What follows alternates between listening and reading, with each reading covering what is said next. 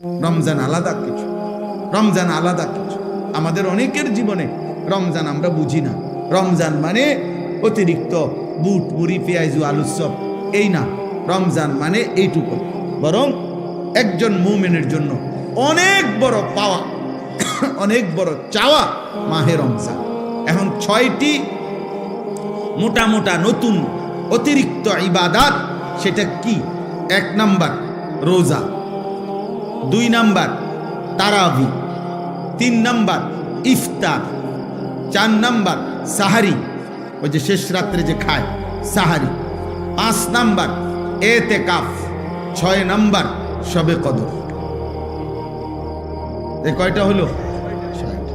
এই 6টা বিষয় নতুন অ্যাড হয় রমজান মাসে।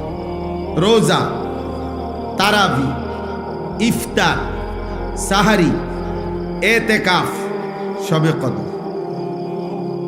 6টা হয়েছে। রোজা বলেন, তারাবি, ইফতার, সাহারি, এতেকাফ, শবে কদর। এই কয়টা হলো? 6। 1 নাম্বার হলো রোজা। রমজানকে উপলক্ষ করে মহান আল্লাহ পাক রব্বুল আলামিন আমাদের জন্য 1 মাস রোজা ফরজ করেছেন। ফামান শাহিদা মিনকুমুশ শাহরা ফালিয়াসুমহু। আল্লাহ তাআলা বলেন, প্রত্যেক ইমানদার, তোমাদেরকে বলছি, প্রাপ্তবয়স্ক, আকেল, বিবেকবান, পাগল মস্তিষ্ক বিকৃতি নয়, এবং ইমানদার মুসলমান, বিবেকবান, প্রাপ্তবয়স্ক, তোমাদের প্রত্যেকের উপরে, পুরুষ বা নারী, যারাই রমজান মাস পাবে তাদের জন্য এই মাসের রোজা রাখা ফরজ। এই মাসের রোজা রাখা কি ফরজ। কেউ যদি প্রচণ্ড অসুস্থ হয়, কেউ যদি লম্বা পথের মুসাফির হয়, কেউ যদি অতিশয় বৃদ্ধ হয়, ইত্যাদি বিভিন্ন পরিস্থিতিতে আলাদা আলাদা হুকুম, মাসিক ঋতুস্রাব হয়, বাচ্চা জন্মগ্রহণ করে, এরপরে পেটে বাচ্চা আছে, গর্ভবতী নারী, অথবা বাচ্চাকে দুধ পান করা, ইত্যাদি ইত্যাদি আলাদা আলাদা যেদি যা আছে সেটা ওলামায়ে কেরাম থেকে জেনে নেওয়া দায়িত্ব, যে আমার এই সমস্ত প্রতিকূল ভিন্ন কোনো পরিস্থিতিতে রোজার হুকুম কি, তো সেটা উনি জেনে নেবেন। ওগুলোর জন্য আলাদা আলাদা কোরআন এবং সুন্নাহর মধ্যে ওলামায়ে কেরামের নিকটে বিস্তারিত মাসআলা বর্ণনা আছে। তাহলে মূল বিষয় হলো, প্রত্যেক প্রাপ্তবয়স্ক মুসলমান বিবেকবানের উপরে রমজান মাস এসে পৌঁছলে, মানে হায়াত পাইলে, রোজা রাখা কি? কথা বলেন না, ফরজ। ফরজ এটা। আল্লাহ নবী সাল্লাল্লাহু আলাইহি ওয়াসাল্লাম বলেছেন, এই রোজা যে ব্যক্তি রমজান মাসে পুরা 1 মাস আল্লাহ তাআলার এই রোজার বিধান, আল্লাহর প্রতি ঈমান রেখে আল্লাহর নিকট নেকি অর্জনের আশায় রোজা রাখবে, নবী সাল্লাল্লাহু আলাইহি সাল্লাম ওয়াদা দিয়েছেন, আল্লাহ তাআলা তার পেছনের জিন্দেগীর সব গুনাহ মাফ করে দিবেন। মান সামা রমাদানা ঈমানান ওয়া ইহতিসাবা গুফিরা লাহু মা তাকদ্দামা মিন যামবি। যে ব্যক্তি ঈমান রেখে সওয়াবের আশা করে রমজান মাসে রোজা রাখলো, তার পিছনের গুনাহ মাফ হয়ে গেল। আল্লাহ নবী সাল্লাল্লাহু আলাইহি ওয়াসাল্লাম বলেছেন, আল্লাহ তাআলা নবীজিকে শুনাইছেন যে বন্ধু, বান্দার সব আমল সে নিজের নেকি অর্জনের জন্য করে, কিন্তু রোজা শুধুই আমি আল্লাহর মহব্বতে রাখে। আমি নিজে ওয়াদা দিলাম, প্রত্যেক রোজার বিনিময় আমি আল্লাহ নিজে তাকে দেব। তাহলে অনেক ফজিলত, অনেক ফজিলত।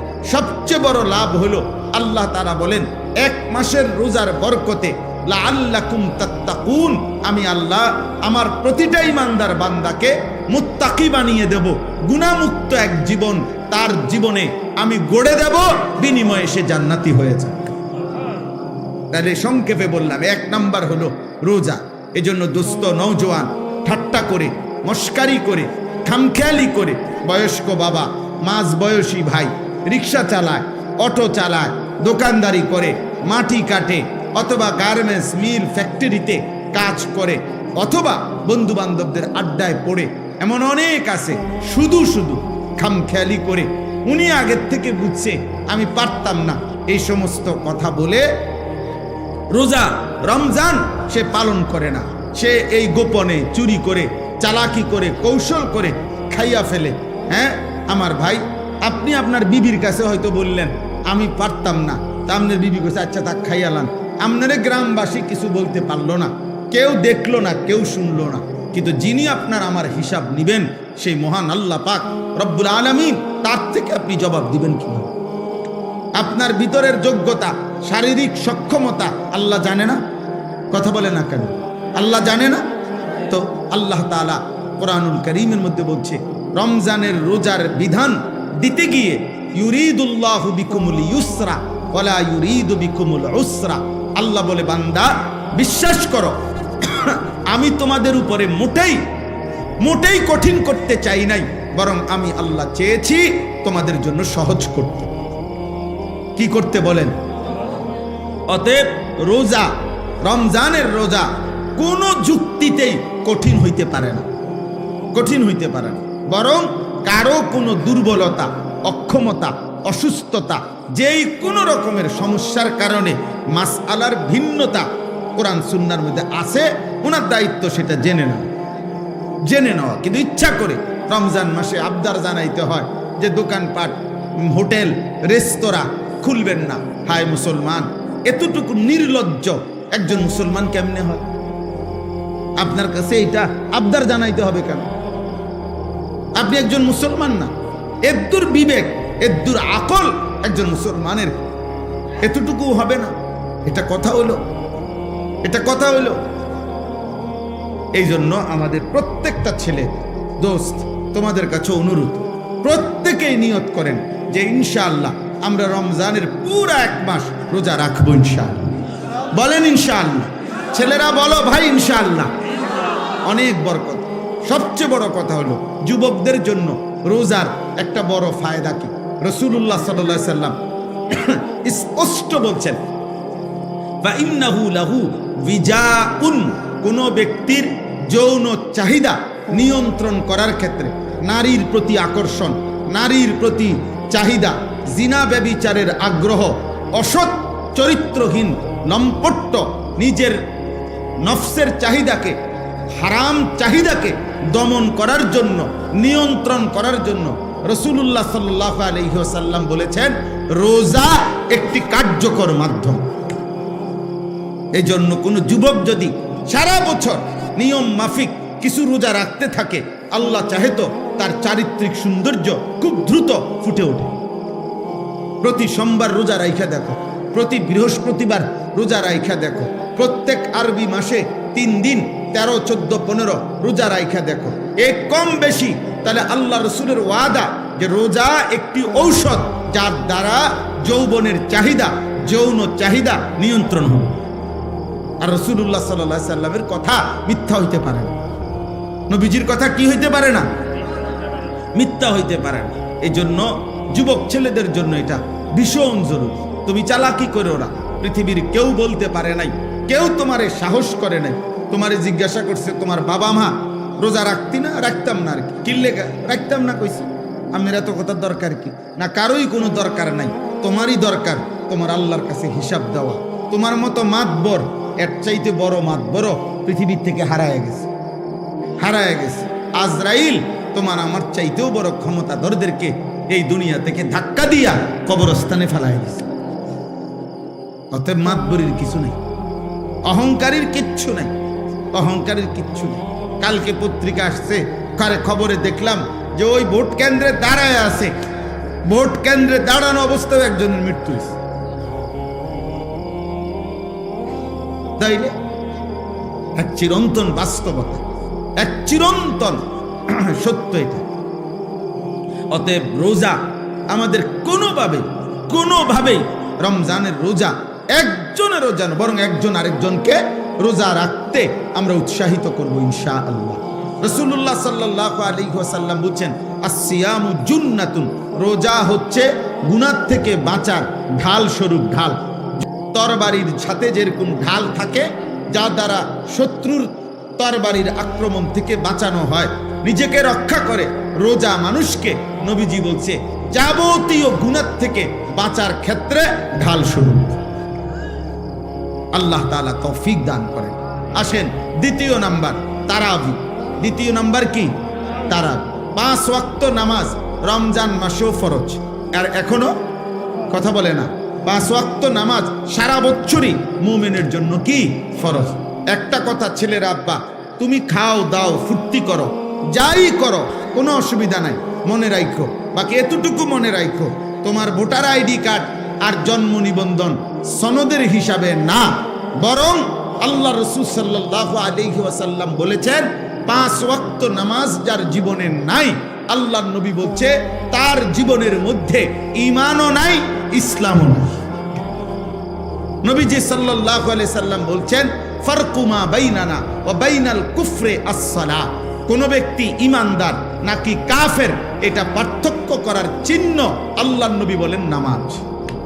অতএব নামাজবিহীন কোন নাফরমান যদি একেবারে 1 কোটি বারো চিৎকার দিয়া মাইকিং করেও সে বলে মুসলমান, আল্লাহ রাসূল বলছেন না, সে মুসলমান না। নবীজি বলছেন না। তো ঠিক এবারে তোমার ভোটার আইডি কার্ড লইয়া তুমি কবরস্থানে যাইও, তোমার ভোটার আইডি কার্ড নিয়া তুমি হাসরের ময়দানে দাঁড়াই, দুনিয়ায় তো ভোগ করো, আহামরি তো আর কিচ্ছু না, কেউই তো আর অতিরিক্ত কোন নাফরমান কোন পাপী তো আর বাঘের গোস্ত খায় না, আর সিংহের গোস্ত খায় না, ফার্মের মুরগায় খায়, কক মুরগায় খায়। তাহলে দুনিয়া কিছুই ভোগ করে না, কিচ্ছু না, কিচ্ছু না, শুধু শুধু নিজের জীবনটা নষ্ট। মোবাইলের নর্তকী তো কেউ ধরেও না, সইও না, এটা শুধু চাইয়া থাকে, তাহলে এটা তো নিজেই বোঝে এটা বেহুদা, এর জন্য আল্লাহর নাফরমানি করে, 1 ওয়াক্ত নামাজ পড়ে না। আহা আশ্চর্য এটা। আমি এই জন্য সব সময় ভাবি যে নামাজ যে পড়ে না ছেলেরা, বাবা তোমরাও মনে রাখ, এর চাইতে আহাম্মক বেওকুফ আর কেউ হইতে পারে। বোকা তুমি, একদম বোকা, একদম বেওকুফ। অথচ 5 ওয়াক্ত নামাজ পড়ে শতভাগ দুনিয়া ভোগ করা যায়, খানা খাদ্য পেশাব পায়খানা স্ত্রী সন্তান সংসার দালান বিল্ডিং বাড়ি ঘর সব কিছু দুনিয়া ভোগ করা যাচ্ছে নামাজ যারা পড়তেছে। তাহলে এখানে অসুবিধা কোথায়? কেন অসুবিধাটা কি? কি লাভ নামাজ না পড়ে? কি ফায়দা? কি ফায়দা? অনেক ছেলে তোমাদের বেনামাজির চেহারা দেখলেই চিনা যায়, উস্কো খুস্কো চুল, এগুলো কোনোভাবেই শালীন সুন্দর না, চেহারা আরো পাউডার দিল, চেহারার মধ্যে একটা বিভৎস নাপাক তার চেহারার মধ্যেই ভাসে। কারণ যে নামাজ পড়ে না সে পেশাব করে ঠিক মতো, সে পানি টয়লেট পেপার ঢিলা কুলুকো ব্যবহার করে না, কারণ তার তো নামাজ নাই। কাজে এই অপদার্থ, এই আহাম্মক, এই নিকৃষ্ট নিম্ন রুচির মানুষ, এটা মানুষের সমাজে চলাফেরার অনুপযুক্ত, জন্তু জানোয়ারের সাথে মানানসই, মানানসই, এটাই বাস্তবতা। এজন্য মূলত অপবিত্র মানুষ যে তার জীবনে নামাজ নাই, যার জীবনে নামাজ নাই তার সাথে কোনো পবিত্রতাও নেই। সে পবিত্র থাকবে কেন? সে তো নামাজই পড়ে না, ওই পবিত্রতা দিয়ে করবো কি? ও তো পবিত্রতার কোনো মর্যাদাই বোঝে না, তার তো নামাজই নাই। এই জন্য দোস্ত প্রথম কথা এটা, 5 ওয়াক্ত নামাজ, এটা ছাড়া মুসলমান হতেই পারে না। এটা একেবারে সহজ কথা। মান তারাকা সালাতাম মুতাআম্মিদান ফাকাদ কাফারা। নবীজি বলেন ইচ্ছে করে যে নামাজ ছেড়ে দিল সে কাফের হলো, একেবারে বিশুদ্ধ হাদিস। ফাকাদ কাফারা, সে কাফের হলো, নবীজি বলছেন। তুমি জিজ্ঞাসা করে দেখো, আল্লাহ রাসূল সাল্লাল্লাহু আলাইহি ওয়াসাল্লাম বলছেন, তো যিনি বলছেন সে কাফের হয়ে গেল, তো হেবড়ায় কয় বড়ারে সুপারিশ করব জিলাপি দিয়া, হ্যাঁ করো, আমনে খান বইয়া বইয়া জিলাপি, আমনে বিরিয়ানি খান কারাকারি কইরা, হ্যাঁ দেখ অনেক বড় ক্রেডিট বেটা, 60টা লইছে, 60টা ফুটল, ছি ছি ছি ছি।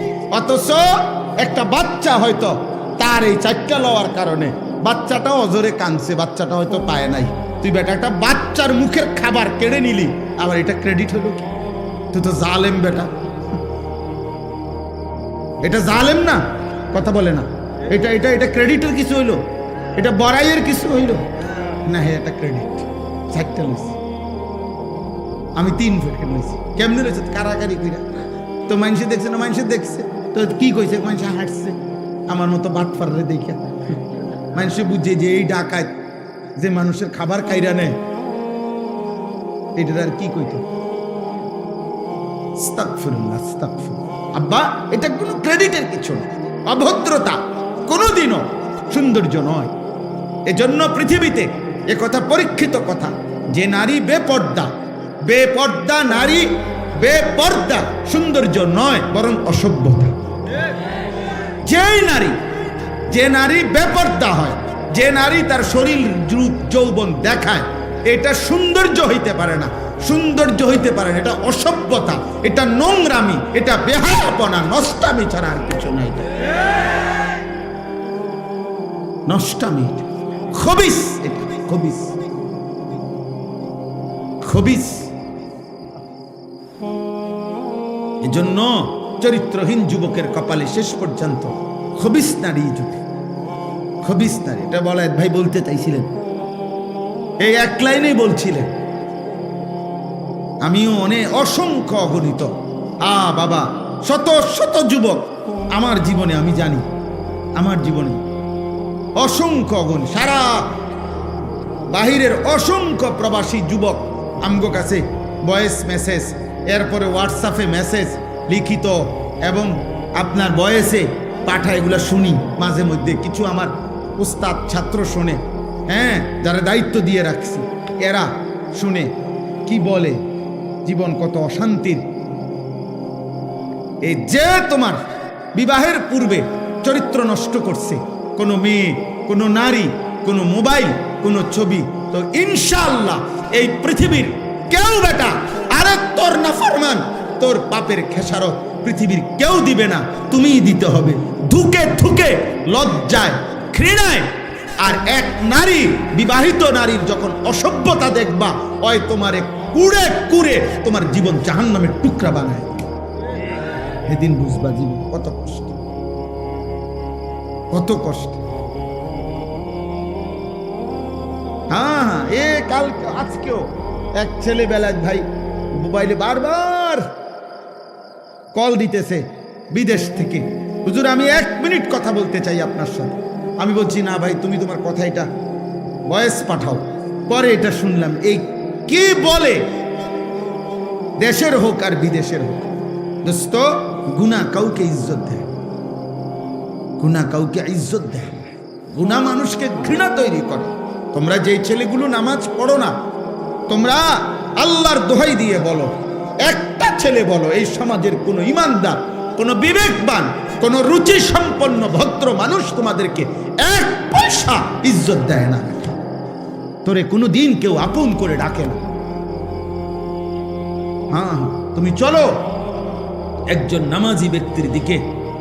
একজন যুবক, হ্যাঁ, স্কুলে পড়ে, এসএসসি, ইন্টারমিডিয়েট, ক্লাস 8-এ পড়ে, কিন্তু চেহারায় যার নামাজের চিহ্ন আছে, চেহারা সুরতে যার মধ্যে চরিত্রবানের নমুনা আছে, তারে পুরা স্কুল, পুরা মহল্লাবাসী তাকে আদর করে, তাকে ভালোবাসে, মানুষ তাকে চিনে, যে ছেলেটা দেখতেই ভালো মনে হয়, ছেলেটাকে দেখতেই নামাজি মনে হয়।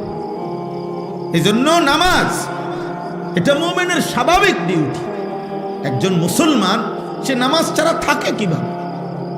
একজন মুসলমান সে নামাজ ছাড়া মুসলমান হয় কেমন? একজন মুসলমান সে নামাজ ছাড়া মুসলিম পরিচয় দেয় কেমন?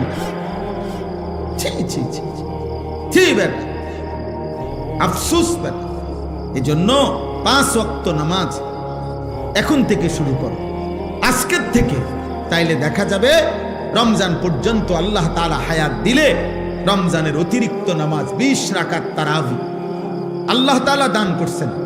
বান্দা, আমি তোমার 20 রাকাত ফরজ ওয়াজিব প্রতিদিন নামাজ একজন মুসলমানের উপরে তারাবি, মানে 5 ওয়াক্ত নামাজের মধ্যে ফরজ এবং ওয়াজিব মিলে ঠিক বরাবর 20 রাকাত আল্লাহ তাআলা রাসূলুল্লাহ সাল্লাল্লাহু আলাইহি সাল্লামের মাধ্যমে সাহাবায়ে কেরামের আমলে আমরা বিশুদ্ধ দলিল প্রমাণ সনদের আলোকে একথা প্রমাণিত, 1450 বছরের আমল এটা প্রমাণিত যে এই 20 রাকাত তারাবি, তাইলে 20 রাকাত ফরজ ওয়াজিব নামাজ আর 20 রাকাত তারাবি। কেমনে আমি আগে বলি। 1 নাম্বার হলো ফজরের নামাজের ফরজ 2 রাকাত। কয় রাকাত? জোহরের ফরজ কয় রাকাত? 6 রাকাত। আসরের ফরজ কয় রাকাত? কয় রাকাত? 10। মাগরিবের ফরজ কয় রাকাত? 13 রাকাত। এশার ফরজ কয় রাকাত? কত হলো? 17। বিতিরের ওয়াজিব নামাজ কয় রাকাত? কত হইলো? হইল নি 20। একবারে বরাবর 20 রাকাত। আর হাদিসের মধ্যে আছে ফরজ এবং ওয়াজিব এই 2 নামাজে যদি কারো কোনো ঘাটতি হয়, কমতি হয়, এই সুন্নত এবং নফল দ্বারা সেই ঘাটতি আল্লাহ পূরণ করে দেয়। এজন্য আজকের সারাদিনে বান্দা যেই 20 রাকাত 5 ওয়াক্ত নামাজের মাধ্যমে ফরজ ওয়াজিব আদায় করেছে, এই 20 রাকাত ফরজ এবং ওয়াজিবের মধ্যে যে ঘাটতি কমতি হয়েছে, যেই ঘাটতি, তো আল্লাহ তাআলা রাত্রিবেলা 20 রাকাত তারাবির মাধ্যমে রমজানে তা পূরণ করে। এজন্য রমজানের গুনাহ, রমজানের কমতি, রমজানের ঘাটতি আরেক মাসে নেয় না। এই মাসেই এই মাসের ভেজাল সাইরা বান্দাকে আল্লাহ এই মাসেই মুত্তাকি বানাইয়া জান্নাতি বানায়। যে এই মাসের ঘাটতি সামনের মাসে পুরামু না, না এই মাসে, এই ডেলিটা ডেলি হিসাব ক্লিয়ার। এই জন্য 20 রাকাত তারাবি। কয় রাকাত তারাবি? সবাই বলেন কয় রাকাত?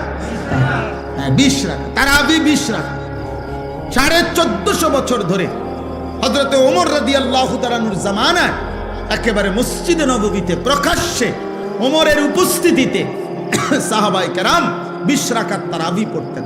হযরত উবাই ইবনে কাব সাইয়্যিদুল কুররা, সমস্ত সাহাবাদের মধ্যে যিনি আল্লাহর কোরআন সবচেয়ে সুন্দর পড়তেন, উবাই ইবনে কাব, উনি 20 রাকাত তারাবি হযরত ওমরের জামানা থেকে তিনি তারাবি পড়াইতেন মসজিদে নববীতে।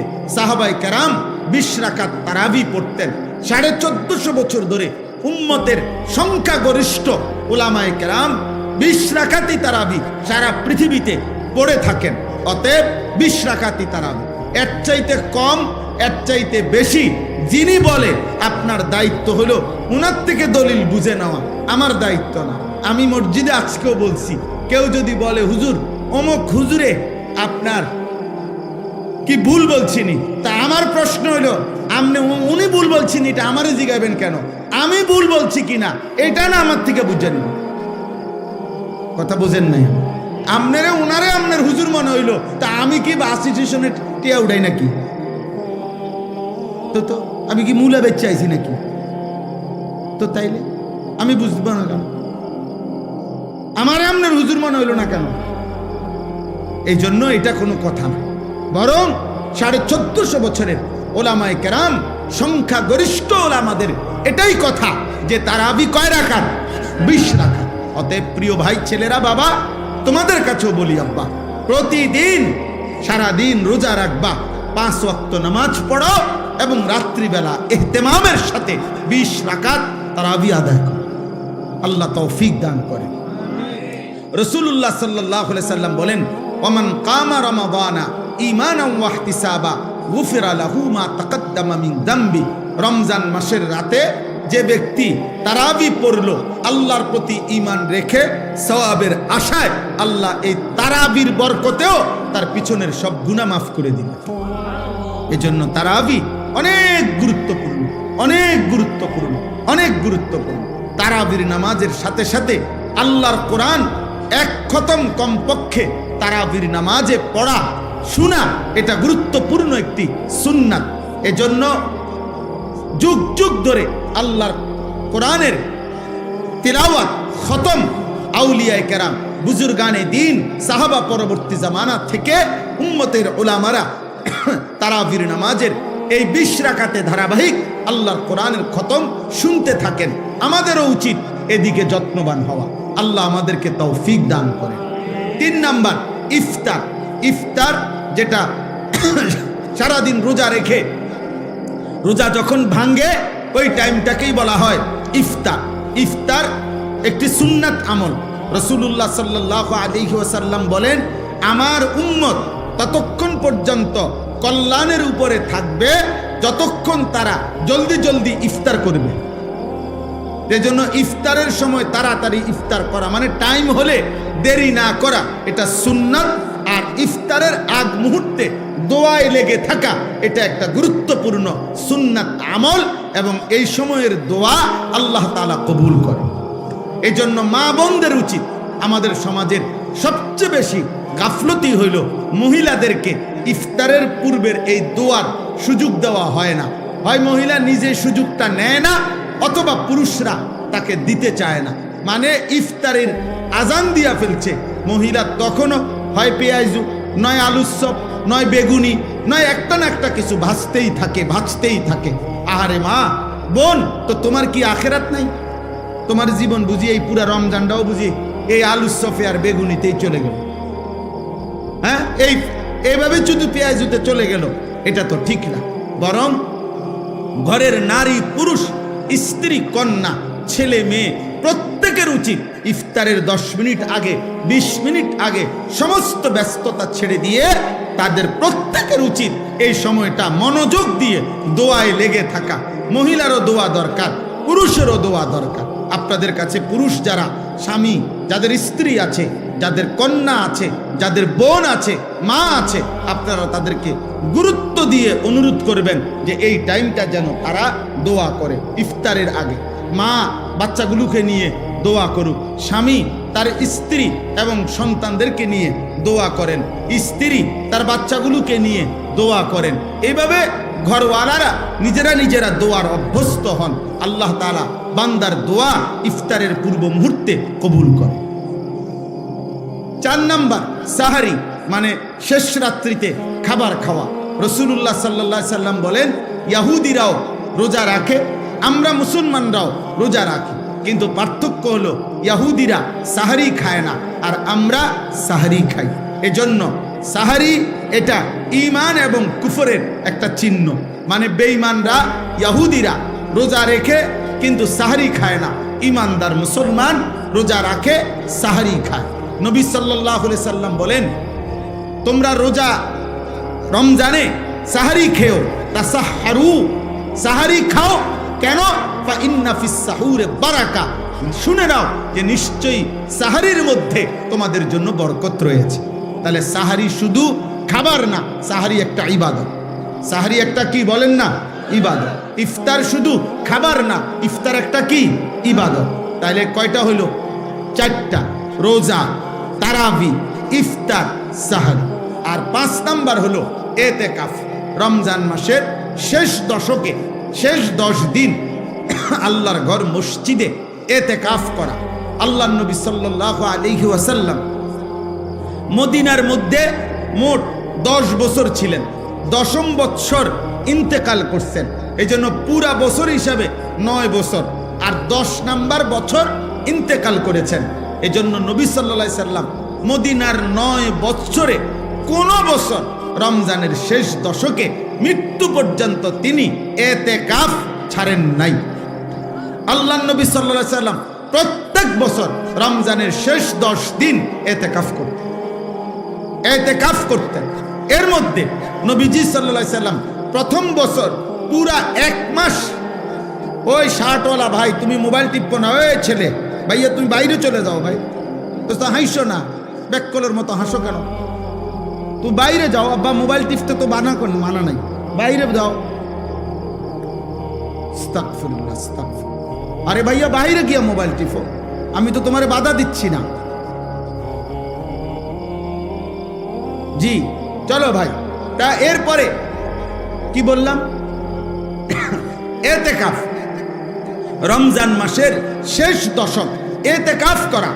রাসূলুল্লাহ সাল্লাল্লাহু আলাইহি সাল্লাম প্রথম বছর এতেকাফ করেছেন পুরা 1 মাস, পুরা রমজান। আর ইন্তেকাল করেছেন যেই বছর, ওই বছর এতেকাফ করেছেন 20 দিন। তাহলে কখনোই তিনি এতেকাফ ছাড়ে নাই, আর বরঞ্চ 1 বছর এতেকাফ করছে পুরা 1 মাস, আর শেষ বছর এতেকাফ করছে 20 দিন। তাহলে ছেড়ে দিছে কোন বছর? কোন বছর ছাড়েন নাই কখনো তিনি।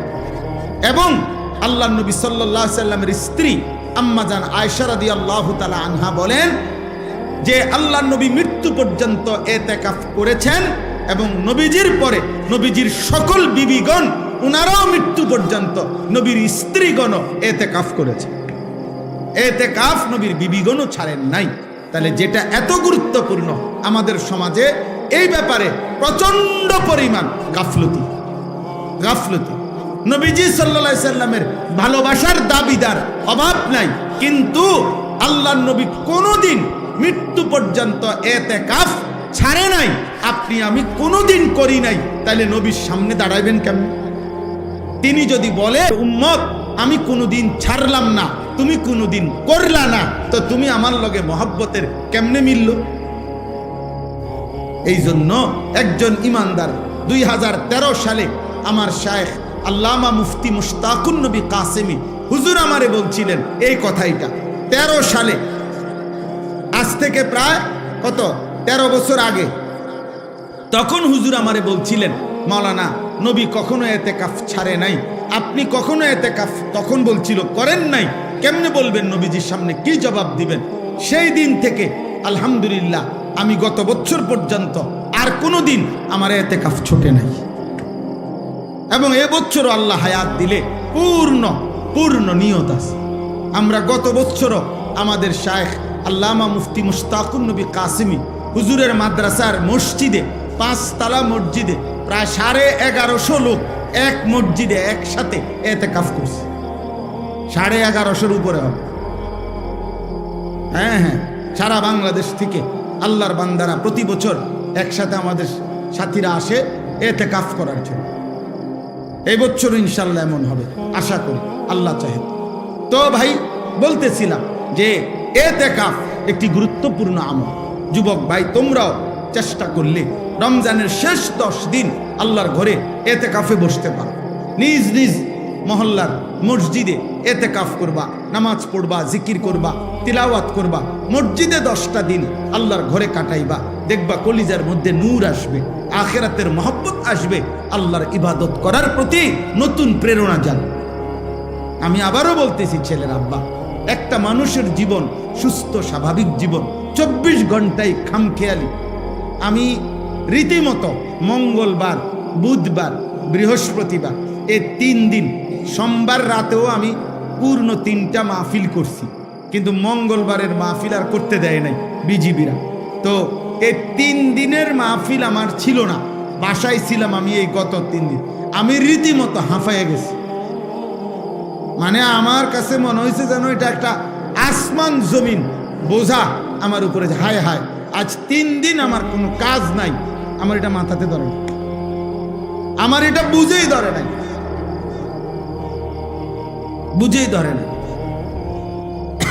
এই জন্য দোস্ত, একজন সুস্থ মানুষ, স্বাভাবিক মানুষ, যে পাগল না, মাতাল না, সুস্থ মানুষ, খোদার কসম, একটা না এভাবে ঘন্টার পর ঘন্টা শুধু মোবাইল টিপে, শুধু নারী দেখে, শুধু ছবি দেখে, শুধু নাচে, গায়ে ফুর্তি করে, শুধু বন্ধুদের সাথে আড্ডা দেয়, এত পাগল মানুষ কেমনে হয় আমি এটা বুঝি। আমি বহুত চিন্তা করছি, এমন তার সিরা মানুষ হয় কেমনে, আমার এটা মাথার ব্যাপার।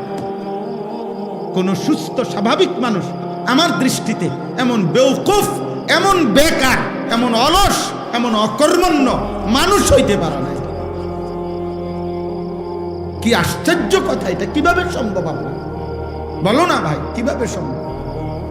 বলো কিভাবে সম্ভব? এই জন্যই তোমরাই শোনো, দয়া করে তোমরাই ভাবো, একটা ছেলেই ভাবো, এমন সুন্দর হায়াত, এমন জীবন, এমন যৌবন বেহুদা নষ্ট করো। আল্লাহ তৌফিক দান করেন। তাইলে ইতিকাফ, বাবা চাচা যারা আছেন আপনাদেরকে বলি, চাচা আপনারা ইতিকাফ করেন। গ্রামের, আমাদের গ্রামগুলোতে একটা নিয়ম বানায় নিছে, গ্রামের সবচেয়ে অসল, দুর্বল, 80-90 বছর, 100-200 বছর বয়স, এরম বুড়া একবারে জীবনের আশা ভরসা ছেড়ে দিছে এমন একজন অসল মিয়ারে 4 জনে দরাদরি করে আইনা মসজিদের মধ্যে হোতাইয়া দিয়া রাখে, চাচা আমনে কষ্ট মষ্ট কইরা এই 10 দিন আমাকে ইজ্জত রক্ষার্থে শুধু মারা যাবেন না, কষ্ট করে বাচ্চা থাকবেন, মসজিদে শুধু উঠতে থাকবেন। আপনার এটা এতেকাফ না, এটা হলো হোতাকাফ, মানে শুয়ে থাকবেন আর কি। এখানে কোন রকম জান্ডা লইয়া পড়ে থাকবেন, শুধু পড়ে থাকবেন। আহা, প্রয়োজনে আমনে রে কানে কানে বলে দিছে কিছু দিমু, খুশি করে দিব, বাজ্যেবার সময় কি করে দিব, খুশি করে দিব। আস্তাগফিরুল্লাহ। না, আমাদের প্রত্যেকের উচিত, যদি বলেন হুজুর কিছু লোক এতেকাফ করলে চলে একটি গ্রামে, তো সেই কিছু আমি হব না কেন? আজীবন কিছু অন্য কেউ হবে কেন? আমি হব কোন দিন? নবীজি কি কিছু লোক বলে নবী নিজেকে বাদ দিছিলেন? সাহাবারা বাদ দিছিলেন? আল্লাহ আমাদেরকে তৌফিক দান করুন। সর্বশেষ কথা হলো শবে কদর। শেষটা কি? শবে কদর রমজান মাসের শেষ দশকের বেজর রাত্রিগুলো 21, 23, 25, 27, 29 এই 5টি রাত শবে কদরের সম্ভাবনাময়ী রাত। এক একটি রাত আল্লাহ যদি শবে কদর দান করে তো 1000 মাসের রাত্রির চাইতো উত্তম নেকি, রহমত, মাগফিরাত আল্লাহ দান করে। সুবহানাল্লাহ। এই জন্য যার আখিরাত দরকার, যার জাহান্নাম থেকে মুক্তি দরকার, তার উচিত রমজান মাসের এই শেষ দশকের বেজর 5টি রাত ইবাদত, আমল, দোয়া, নফল ইবাদত, কান্নাকাটির মধ্যে লিপ্ত থাকা, যেন আল্লাহ তাআলা আমাদের আপনাদের সকলের গুনাহ মাফ করে আল্লাহ যেন আমাকে জান্নাতি বানায় দেন। এই শেষ কথা, এগুলোর বিস্তারিত ব্যাখ্যা ওলামায়ে কেরাম থেকে আরো জেনে নিবেন। তাহলে রমজান আমাদের সামনে 6টা জিনিস আমাদের সামনে। 1 রোজা, বলেন, তারাবি, ইফতার, সাহারি, এতেকাফ, এরপরে শবে কদর। আল্লাহ তাআলা আমাদেরকে তৌফিক দান করে। একজন মুসলমান হিসাবে রমজানকে কদর করে প্রত্যেকের উচিত। রমজান মানে ভিন্ন কিছু। আমার শেষ কথা এটাই, রমজান মানে ইমানদারের জন্য ভিন্ন কিছু, আলাদা কিছু, অনেক কিছু। যুগ যুগ ধরে বুজুর্গানে দিন, আল্লাহর প্রিয় বান্দাগণ রমজান মাসে নিজেদের ইবাদত আমল অতিরিক্ত করতেন। আমার শায়েখ সেই 2013 সাল থেকে শায়েখের কাছ থেকে শেখা এই সবক, আলহামদুলিল্লাহ, আল্লামা মুফতি মুশতাকুন নবী কাসেমি হুজুর সব সময় বলে, মৌলানা রমজান মাস ভিন্ন কিছু। আলহামদুলিল্লাহ, আজ অনেক বছর হুজুরের সাথে প্রত্যেক রমজানের শুরুতে আমরা 2 দিন 3 দিন আগে আল্লাহর ঘরের জিয়ারতে, উমরার সফরে যাওয়ার চেষ্টা করি, আবার শেষ দশক এতেকাফ করার চেষ্টা করি, এই আশায় যে রমজানে অন্যান্য কাজকর্ম কমাইয়া চেষ্টা করা, যে ইবাদত আমল আখিরাতের পুঁজি অর্জনের জন্য বেশি চেষ্টা করা। আলহামদুলিল্লাহ, এই নিয়তে কালকে আমি, রবিবার দিন আমার ফ্লাইট, কালকে হলো শনিবার, রবিবার দিন দুপুর 3:50 ইনশাআল্লাহ আমার শায়েখ আল্লামা মুফতি মুশতাকুন নবী কাসেমি হজরতের সাথে আমরা প্রায় 101 জন মোট একসাথে এক কাফেলা উমরায় যাব ইনশাআল্লাহ। আমরাও আপনাদের জন্য দোয়া করব, আপনারাও আমার জন্য দোয়া করবেন। এই কালঘরা দারুস সুন্নাহ এই মাদ্রাসা সর্বপ্রথম যেই বছর ক্ষেতের মধ্যে মাহফিল হয়, আমি সেই বছর থেকে আসছি। আলহামদুলিল্লাহ, প্রতি বছর কম বেশি আসা হয়। আজকেও আল্লাহ তাআলা আনাইছেন। ছেলেরা আমার, বাবারা আমার, সবার কাছে কথা, এই আমার শেষ কথা, যে এই চোখ একজন মোমেন হিসাবে, মুসলমান হিসাবে এই চোখ আল্লাহ যাকে দান করছেন তার উচিত এই নিয়ত করা দিল থেকে যে আল্লাহ আপনার ঘর কালো গিলাফ আমাকে দেখতে দিয়েন, মদিনার সবুজ গম্বুজ রসুলের রওজা আমারে দেখতে দিয়ে। আমি সব সময় বলি, যেই চোখ আল্লাহর ঘর দেখে নাই, যেই চোখ মদিনার সবুজ গম্বুজ রসুলের রওজা দেখে নাই, ওই চোখ যেন কিছুই দেখে না, আসলেই দেখে না। ওই চোখ দেখার মজাই পায় নাই জীবনে, যে সে দেখলই কি, দেখলই কি দিয়া। চাচা মিয়া 3 ফুট বিদেশ পাঠাইছে, এবারে 3টা ছেলে, উনি জমি কিনছে আজ 60 বছর। আহা, চাচার কোনোদিন কলজেটার ভিতরে মালিকের ঘরের কথাও মনে পড়ে না। এই জীবনটা শুধু হিসাব, হুজুর বিদেশ বিদেশ, জমি, বিল্ডিং। দোয়া করবেন, ফুলাগার আকামার মধ্যে ঝামেলা, মাইয়াগার বিয়ার মধ্যে সমস্যা, কদ্দু জাগা লইন না, বা বিল্ডিং, এই সব কথা। অথচ আল্লাহর ঘর দেখবেন কোন দিন? আল্লাহর ঘর দেখবেন কোন দিকে, মালিকের ঘরে যাবেন কোন দিকে। আল্লাহ আমাদের প্রত্যেকের কলিজায় রাসূলুল্লাহ সাল্লাল্লাহু আলাইহি সাল্লামের রওজা, আল্লাহর ঘরের ভালোবাসা দান করেন। ছেলেরা তোমরাও স্বপ্ন দেখো, তোমরাও স্বপ্ন দেখো। আরে আব্বা, স্বপ্ন দেখলে আল্লাহ মহব্বত থাকলে আল্লাহ একদিন তৌফিক দিয়েই দেবে। আল্লাহ আমাদেরকে তৌফিক দান করেন। আমার প্রিয় ভাই, আজকে যারা আমার সাথে আসছেন, কোম্পানিগঞ্জের ব্যবসায়ী আমার ভাই নুরুল আলম ভাই, যিনি প্রথম 5,000 টাকা দিয়েছিলেন, উনি এবছর হজ্জে যাবে আলহামদুলিল্লাহ, উনি আজকে আসছেন। আমার এই সেলিম ভাই কোম্পানিগঞ্জ বাজারের ব্যবসায়ী, উনি এবার হজে যাবেন। আমার প্রিয় হাফেজ এরশাদ ভাই, সে এবার হজে যাবে। এইভাবে আজকে এমনি আশ্চর্য আসলে এটা, আমার সাথে ওনারা 3 জন আসছেন, 3 জনই হজে যাবে। আমিও উমরায় যাব। আমাদের বেলায়েত ভাই তো প্রতি বছরই হজ্জে যান। তাইলে আমরা আলহামদুলিল্লাহ এই মাদ্রাসায় মাশাআল্লাহ মাশাআল্লাহ উমরায়ও যাবেন। তাইলে আজকে একটা বরকতময় পরিবেশ। আমি নিজেও ভাবছি যে গিয়া হয়তো অল্প একটু সময় 2-4 কথা বলে চলে আসব, কিন্তু মাশাআল্লাহ কম মানুষের ভিতরে আপনারা যে দান করেছেন, এটা আমার কাছে খুব ভালো লাগছে, খুব ভালো লাগছে। একটা সময় এই মাদ্রাসার শুরুর সেই ইতিহাস, অনেক করুণ ইতিহাস, অনেক ঝড় ঝাপটা, অনেক ধাক্কা, অনেক পেরেশানি, অনেক অস্থিরতা নিয়ে এই মাদ্রাসাটার শুরু। আলহামদুলিল্লাহ আজকে আপনাদের ভালোবাসা মাদ্রাসার প্রতি বাড়ছে, বলেন আলহামদুলিল্লাহ। বুঝাই যায়। আমি বেলায়েত ভাইরে বলছি যে চলেন একসাথে দুজনে ছেলেগুলারে পাগড়ি দেই। এরপরে বললাম দুজনে মিল্লা কালেকশানে করি, যেটা উনি বললেন। আমি তো ব্যক্তিগতভাবে এত লম্বা সময় থাকি না কোথাও, কিন্তু আজকে এটাই মাহফিল, বললাম তো এমনি আসলাম। তো আলহামদুলিল্লাহ আশা হইল আল্লাহ তাআলা আপনাদের সবাইকে বরকত দান করেন। যেই 10টা বাচ্চা হাফেজে কোরআন হিসাবে পাগড়ি দেওয়া হলো, আল্লাহ তাদেরকে জগৎ বাছা হাফেজ, আলেম, মুত্তাকি, আরেফ, রব্বানি বানায় দেন। মাদ্রাসার ওস্তাদ, মাদ্রাসার শিক্ষক, মাদ্রাসার এলাকাবাসী যারা যেভাবে সহযোগিতা করছেন, আল্লাহ তাদের সবাইকে কবুল করেন। নওজওয়ান ছেলে, কিশোর যুবক, তোমাদের কাছে অনুরোধ, জি তোমরা প্রত্যেকে, তোমাদের কাছে অনুরোধ, ছেলেরা তোমরা 1 নিজের জীবন নষ্ট করো না, 2 নিজেদেরকে এই শেষ জামানায় ওলামায়ে কেরাম মাদ্রাসার পরিবেশে সাথে মিলায় রাখো। একদিন নাইলে পথ হারাইয়া ফেলবে। একদিন সত্যি বললাম আব্বা, জীবন চলার পথে এমন জায়গায় গিয়া থামবা যেদিন আর অন্ধকার ছাড়া আর কিছুই দেখবা নারীও ধোকা, মোবাইলও ধোকা, বন্ধুরাও ধোকা। আমার সেই ছোটবেলার প্রাইমারি স্কুলের একটা ক্লাসমেটও আজ আমার সাথে কেউ নেই। আমার ছাত্র জীবনের কেউ আমার মাদ্রাসাতেও থাকে না, আমার সাথেও কেউ থাকে না। আমার সেই ছোটবেলার বন্ধুরা সব কে কোথায় আছে কে জানে, কে জানে।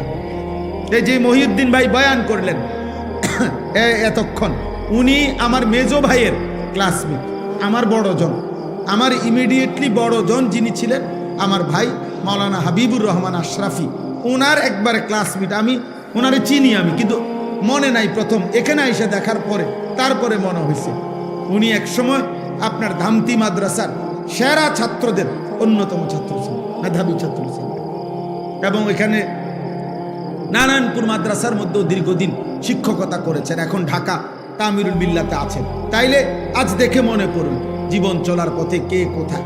কিছুদিন আগে আমার এক জগন্নাথ বিশ্ববিদ্যালয় ঢাকা, ওইখান থেকে এক লেকচারার, ওইখানকার টিচার আমার নাম্বারে কল দিছে। কল দিয়ে বলতেছে যে হুজুরা ভাই, আমি আপনার কাছ থেকে একটা ইনফরমেশন চাই। ছোটবেলায় আপনি 4র্থ শ্রেণী, ইয়াজ দাহুম বলতাম আমরা, আপনি ছোটবেলায় লক্ষ্মীপুর টুমচর মাদ্রাসায় পড়ছেন কিনা? আমি বললাম হ্যাঁ, আমি ছোটবেলায় 4র্থ শ্রেণী টুমচর মাদ্রাসায় পড়ছি। তো বলতেছে যে ওই সময় যে আপনার একজন ক্লাসমেট ছিল আহসানুল্লাহ নাম, শরীয়তপুর বাড়ি, আপনার কি তার কথা মনে আছে? আমি বললাম হ্যাঁ মনে আছে, একটু সামলা করে আমার সাথী ছিল, ও খুব মেধাবী ছাত্র ছিল। আমি আপনার সেই ক্লাসমেট এখন জগন্নাথ ঋষি। আমি আপনার ওই মোবাইলেও আজ দেখতে দেখতে আমার আইডিয়া হয়েছে যে তুমি আমার সেই ছোটবেলার দোস্ত, 4র্থ শ্রেণীর সেই আনিস। তাইলে এই যে জীবন চলার পথে কে যে কোথায় হারায় গেছে, হয়তো কখনো দেখা হয়, কখনো দেখা হয় না। আব্বা, আমিও একা, তুমিও একা, একদিন থাইমা যাবে। একদিন থাইমা যাইবা আব্বা, একদিন মোবাইল থেমে যাব, একদিন আড্ডাবাজি থেমে যাবে। আও ভাই মেহমানরা আসো, এখন কিছু মেহমান ঢুকবে, বুঝছেন? কিছু মেহমান আছে মাহফিলে থাকে, যারা আপনার মেহমান হিসেবে ঘুরে, যে যদি শুনে যে হ্যাঁ জি, তো এই কারণে এইটা ভাই, তো মেহমান হিসাবে কদর করা উচিত। ওরা আল্লাহ তাআলা এই মেহমানদেরকেও বরকত দান করে, আল্লাহ মেহমানদেরকেও হায়া লজ্জা শরম দান করে। জি, তো সর্বশেষ কথা হলো যে মাদ্রাসা আমাদের সবার ভালোবাসা। আলহামদুলিল্লাহ, মাদ্রাসার এই নতুন ঘর তৈরি করা হচ্ছে। সবার কাছে অনুরোধ, আপনারা আপনাদের ছেলেদেরকে, মেয়েদেরকে, আপনাদের সন্তানদেরকে আপনারা মাদ্রাসায় পড়ান। বাবা, আল্লাহর কোরআনের সাথে কোনো বিরোধিতা হয় না, রাসূলুল্লাহ সাল্লাল্লাহু আলাইহি সাল্লামের হাদিসের সাথে কোনো আসলেই কোনো বিরোধিতা হয় না। আল্লাহর কোরআন শিখবে বিশুদ্ধ, এটাই বাস্তবতা। আজকের পৃথিবীতে সারা পৃথিবী এটা জানে, বিশেষ করে গোটা আরব বিশ্ব জানে আমাদের এই নুরানি পদ্ধতি এবং এই মাদ্রাসাগুলোর নুরানি পদ্ধতিতে যে পড়ানো হয়, এর দ্বারা যেই কোরআন শরীফ বিশুদ্ধ করা হয়, এটা আজকে সারা বিশ্বে একটি প্রতিষ্ঠিত কথা যে নুরানি পদ্ধতিতে এবং আমাদের এই মাদ্রাসাগুলোর পদ্ধতিতে আমাদের কওমি ওয়ানাউযু বিল্লাহি মিন শুরুরি আনফুসিনা ওয়া মিন সাইয়্যাতি আমালিনা মান ইয়াহদিহিল্লাহু ফালা মুদিল্লা লাহু ওয়া মান ইউদ্লিলহু ফালা হাদিয়া লাহু ওয়া নাশহাদু আল্লা ইলাহা ইল্লাল্লাহ ওয়াহদাহু লা শারীকা লাহু ওয়া নাশহাদু আন্না সাইয়্যিদানা ওয়া হাবিবানা ওয়া মাওলানা মুহাম্মাদান আবদুহু ওয়া রাসূলুহু আম্মা বা'দ فأعوذ بالله من الشيطان الرجيم بسم الله الرحمن الرحيم يا أيها الذين آمنوا كتب عليكم الصيام كما كتب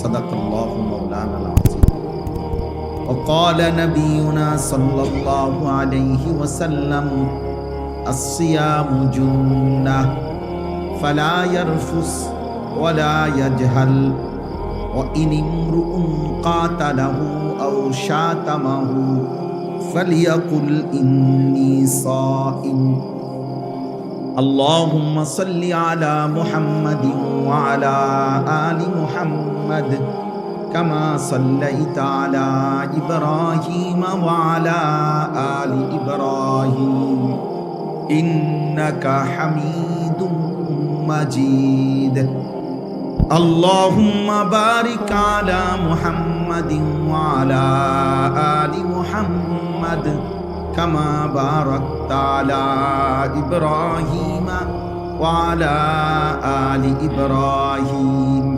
إنك حميد مجيد سبحانك لا علم لنا إلا ما علمتنا إنك أنت العليم الحكيم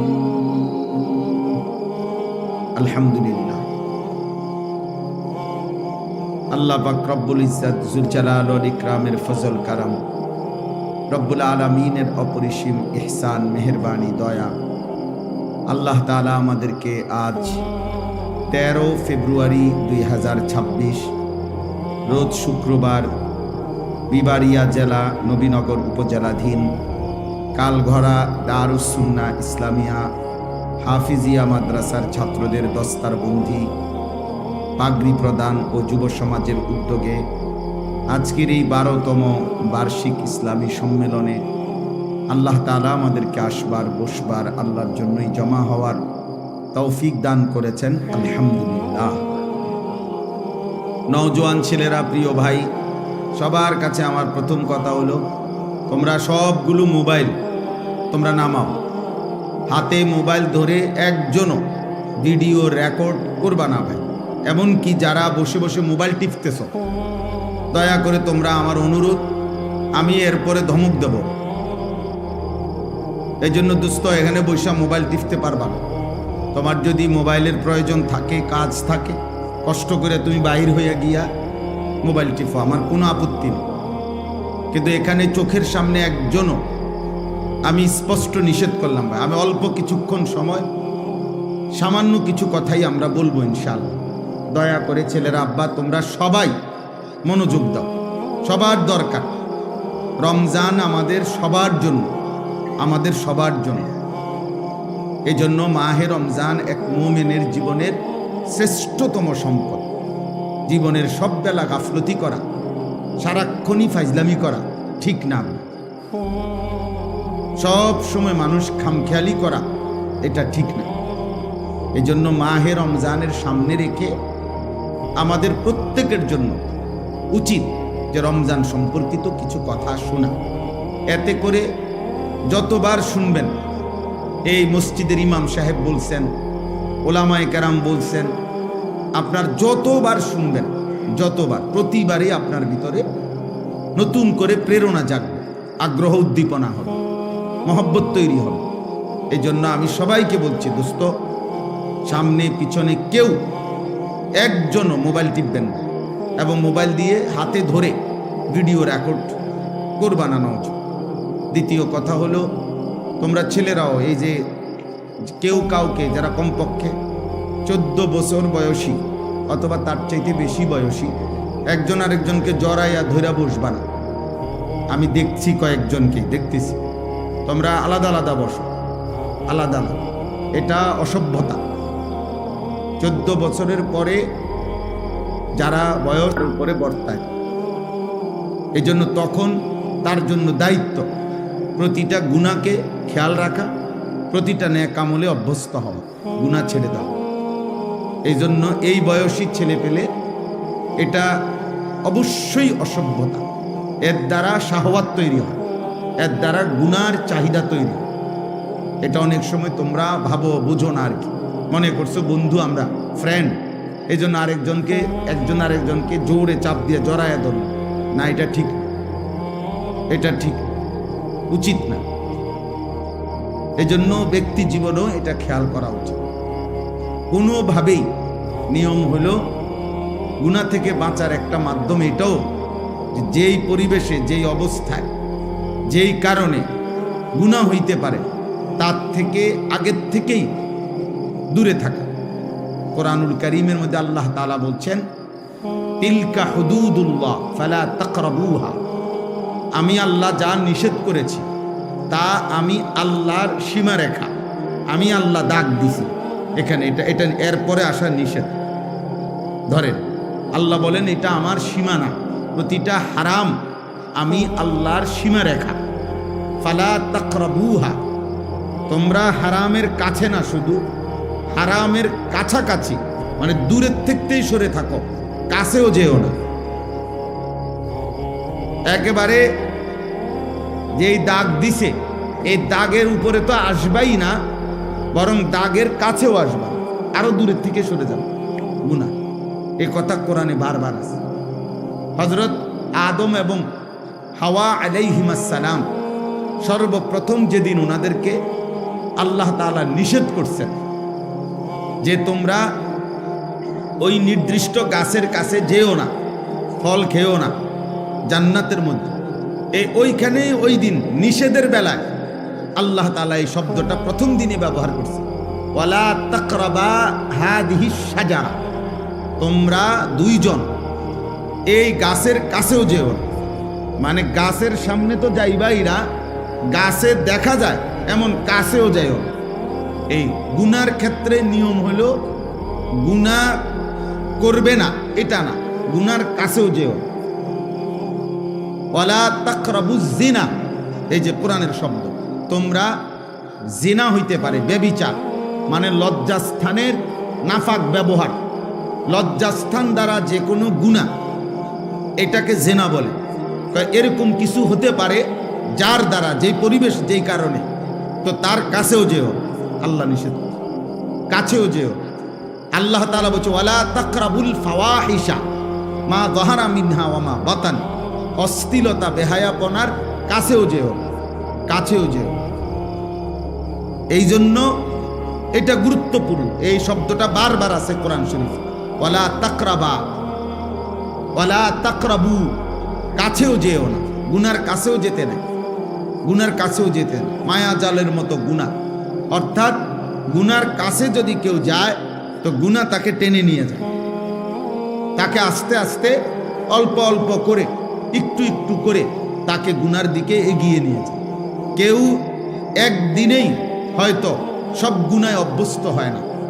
কোনো মদখোর একদিনেই মদ খায় না, নেশাখোর, নারী লুভী, চরিত্রহীন, কিন্তু একদিন এই নিজেকে ছেড়ে দিলে, হারামের ব্যাপারে কেউ যদি তাসাহুল করে, মানে যা নিষেধ তার ব্যাপারে যদি কেউ অবহেলা করে, একটু আধটু হইলে কিচ্ছু হইতো না, না, এই একটু আধটু একদিন তাকে পূর্ণ গুনার মধ্যে লিপ্ত করে ফেলে।